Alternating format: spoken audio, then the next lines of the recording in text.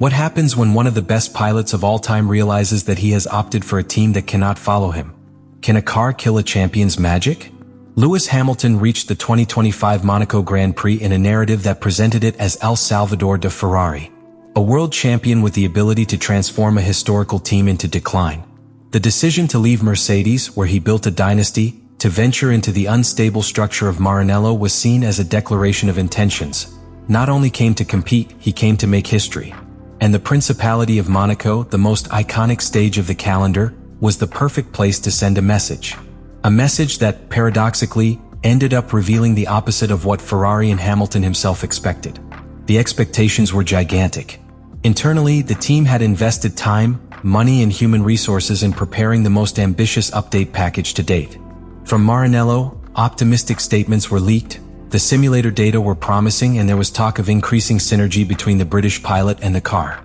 But in Formula One, the track always says the last word, and what happened in Monte Carlo was a blow of reality.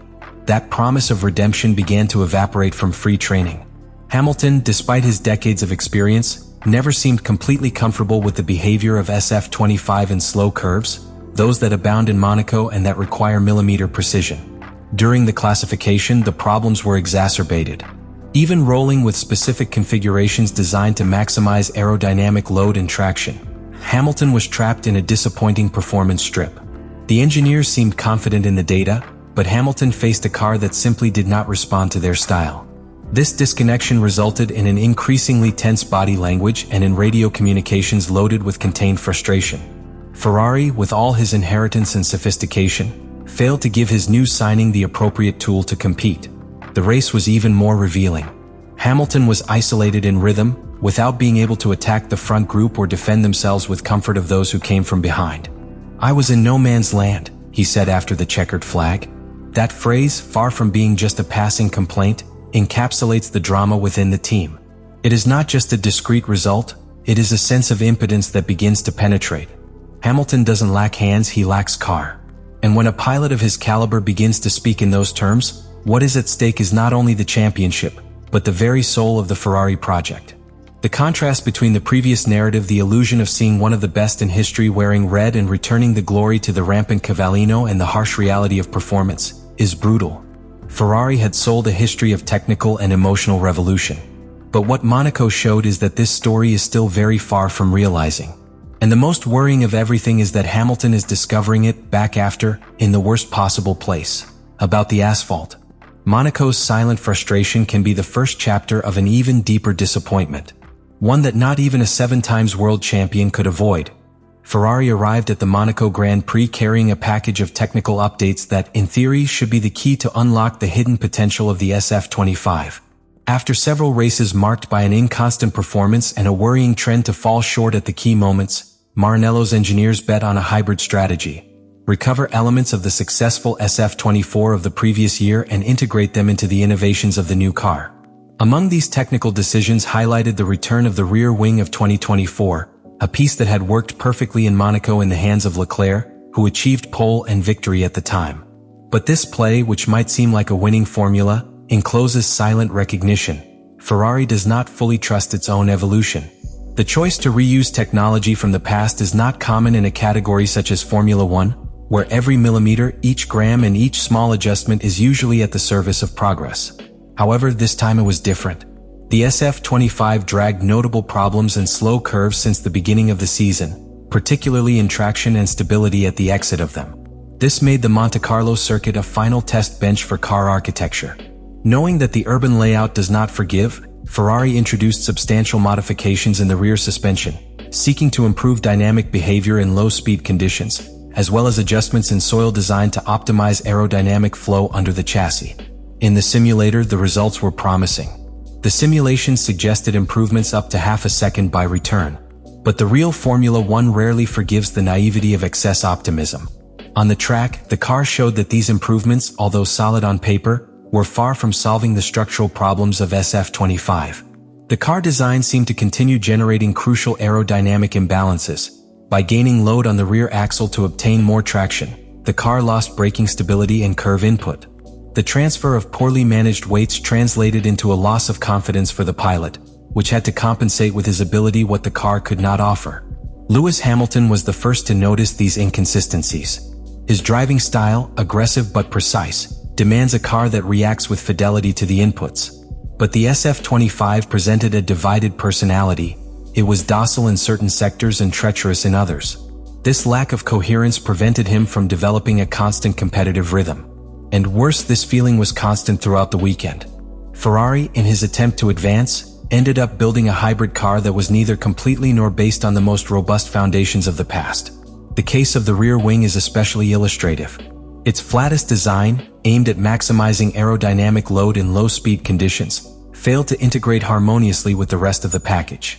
It worked as an isolated solution, unable to compensate for the general deficiencies of the chassis. Instead of transforming the SF-25 into an unbeatable machine in Monaco, the update package made it a contradictory car, full of intentions but without execution. It was like trying to cure a fracture with a bandage. The intention was, but the remedy was insufficient. The most disturbing thing is that this situation does not seem to have an immediate solution. Ferrari has been trapped in a technical paradox. If you continue betting on inherited solutions from the past, it stagnates. But if it is fully launched into new ideas without solving the basic problems, it runs the risk of repeating recent errors. What Monaco exposed is that Ferrari's technical development is not advancing in a clear and coherent line, and that technical uncertainty is pure poison for any championship aspiration. Hamilton, meanwhile, does not need to explain it. He feels it in each curve, in each braking, and on each radius with his engineer. And worst of all, he knows that no talent can eternally compensate for a wrong design. Because in Formula One, the car always speaks first. Beyond the technical problems that dragged the SF-25, which really turned Hamilton's career into Monaco into a frustrating and revealing experience, was the obvious deterioration of communication between the pilot and his team. What was lived on the radio during the Grand Prix was a succession of tense messages, evasive responses, and significant silences. For any fan who has followed Hamilton's trajectory, these signs did not go unnoticed. What was previously a synchronized dance between pilot and strategists has become a sequence of misunderstandings and microjests of distrust. It was not simply that they were not understood, they stopped listening.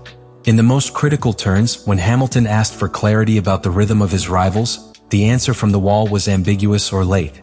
When I questioned if I should protect tires or attack, the information was too late or contradicted minutes later. On a track like Monaco, where a wrong decision can cost positions that never recover, the lack of coordination between the pilot and his career engineer was an unforgivable sin. And it was not an isolated incident. Throughout the weekend, from the practice sessions to the race itself, a pattern was noticed. Hamilton was not receiving the information he needed to make precise decisions. It was as if the pilot and the team spoke different languages. This communication problem is not limited to the technical. It reflects a deeper disconnection. Hamilton, accustomed to working with a structure like Mercedes where every detail was polished to the fullest, is discovering in Ferrari a very different operational culture.